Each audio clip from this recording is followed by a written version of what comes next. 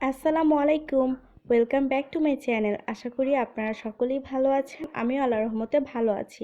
আজকে আমি আপনাদেরকে একদমই ভিন্ন রকমের একটি চিকেন ফ্রাই করে দেখাবো। তো দেখতেই পাচ্ছেন এখানে আমি 1.5 কেজি ওজনের একটি মুরগি নিয়ে নিয়েছি। মুরগিটাকে খুব ভালো করে ধুয়ে নিয়েছি।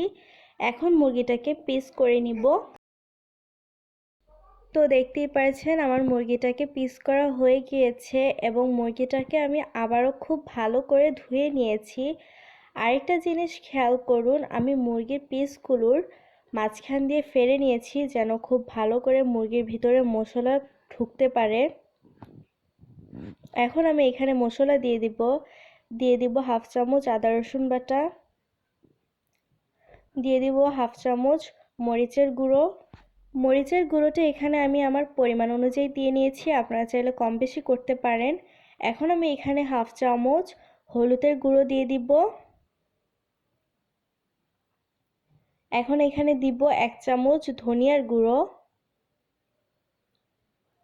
দিয়ে দিব স্বাদ অনুযায়ী লবণ।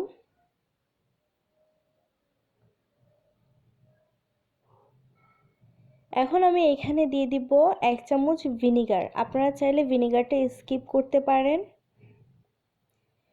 এখন আমি এখানে দিব 2 চামচ গরম মশলা। আমি এখানে সব রকমের মশলা ব্লেন্ডার করে নিয়েছি।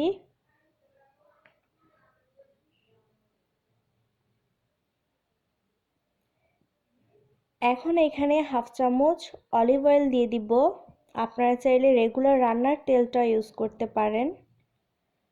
সব মশলা দেওয়া হয়ে গেলে ভালো করে মাখিয়ে নিতে হবে। আমি হাত দিয়ে খুব ভালো করে মাখিয়ে নিচ্ছি।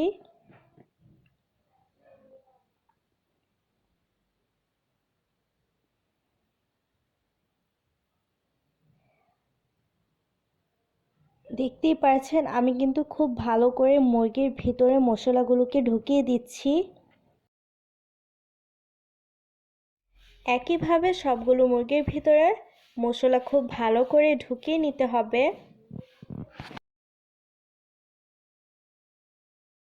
মুরগিটাকে আমার খুব ভালো করে মাখিয়ে নেওয়া হয়ে গিয়েছে। এখন আমি আধা ঘন্টার জন্য নর্মাল ফ্রিজে রাখবো। এখানে আমি একটি পাত্র বসিয়ে দিয়েছি, পাত্রটাকে আমি গরম করে নিব।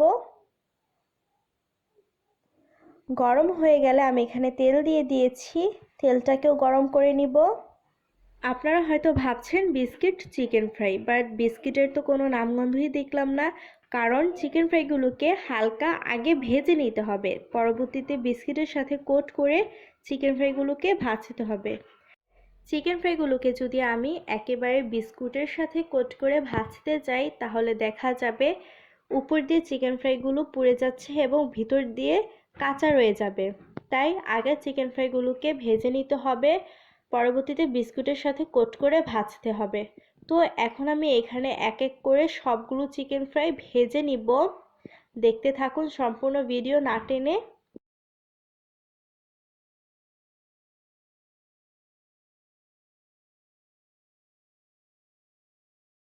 দেখতেই পাচ্ছেন আমার চিকেন ফ্রাইগুলো কিন্তু ভাজা হয়ে গিয়েছে এবং চিকেন ফ্রাইয়ের কালারটা কিন্তু মাশাআল্লাহ খুবই সুন্দর হয়েছে। তো আমি বেশি কথা না বলে পরবর্তী ধাপে চলে যাই।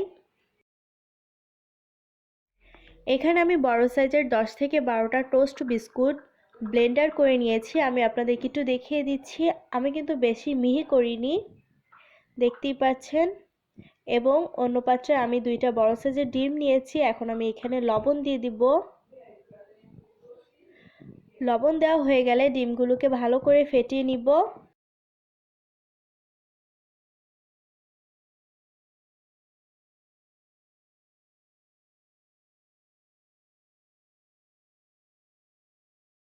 ডিমটাকে খুব ভালো করে ফেটিয়ে নেওয়া হয়ে গিয়েছে। এখন আমি পরবর্তী ধাপে চলে যাব।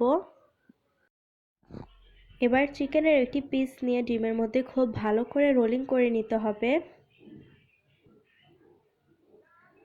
তারপর বিস্কিটের গুঁড়োতে দিয়ে সেমভাবে চিকেনটাকে রোলিং করে একটি কোট তৈরি করে নিতে হবে। আবারও চিকেনটাকে আমি ডিমের মধ্যে রোলিং করে নিব।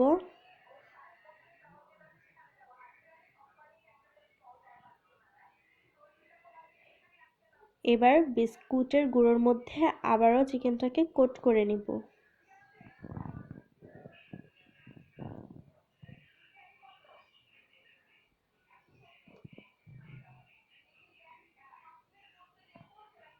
দেখতেই পাচ্ছেন আমার চিকেনটাকে কোট করা হয়ে গিয়েছে। এখন আমি সেম প্রসেসে সবগুলো চিকেন কোট করে নিব। দেখতেই পাচ্ছেন আমার সবগুলো চিকেন ফ্রাই কোট করা হয়ে গিয়েছে। সবগুলো চিকেনকে আমি চেপে চেপে খুব ভালো করে কোট করে নিয়েছি। এখন আমি চিকেন ফ্রাইগুলোকে ভাজতে চলে যাব।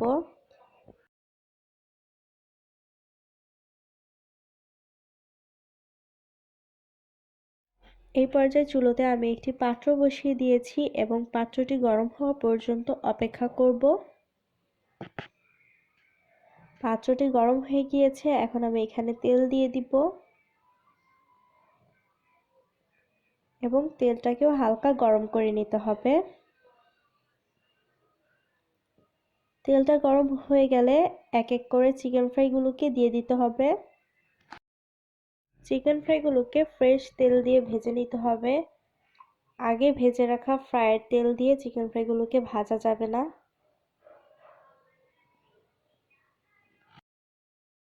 চিকেন ফ্রাইগুলোকে আমার তেলের মধ্যে দিয়ে দেওয়া হয়ে গিয়েছে। চুলার আঁচটা মিডিয়াম রেখে ফ্রাইগুলোকে আমি ভেজে নিব।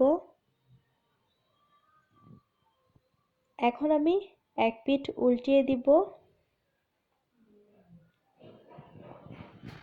এই পর্যায়ে কিন্তু আমার চুলার আঁচটা একদমই মিডিয়ামে রেখেছি।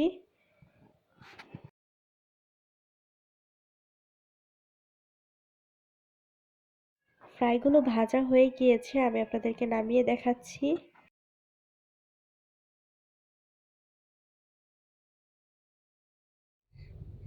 দেখতেই পাচ্ছেন চিকেন ফ্রাই একদমই রেডি।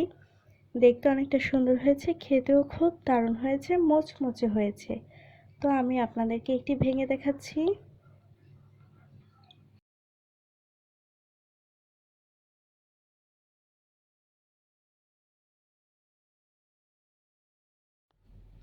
দেখুন ভিতরে কতটা সুন্দর হয়েছে এবং কতটা সহজে ভেঙে গিয়েছে। আমার ভিডিওটি যদি আপনাদের কাছে ভালো লেগে থাকে, ভিডিওতে অবশ্যই একটি লাইক দিয়ে দিবেন এবং আমাকে কমেন্ট করে জানাবেন আমার আজকের রেসিপি আপনাদের কাছে কেমন লেগেছে। আপনাদের একটি লাইক এবং কমেন্ট আমাকে আরেকটি ভিডিও তৈরি করার অনুপ্রেরণা যোগায়। আমার চ্যানেলে নতুন হয়ে থাকলে চ্যানেলটি প্লিজ সাবস্ক্রাইব করে দিবেন, পাশে থাকা বেল আইকনটি বাজিয়ে দিবেন। দেখা হবে আবার নতুন কোনো ভিডিও নিয়ে। সেই পর্যন্ত ভালো থাকবেন, সুস্থ থাকবেন। আল্লাহ হাফেজ।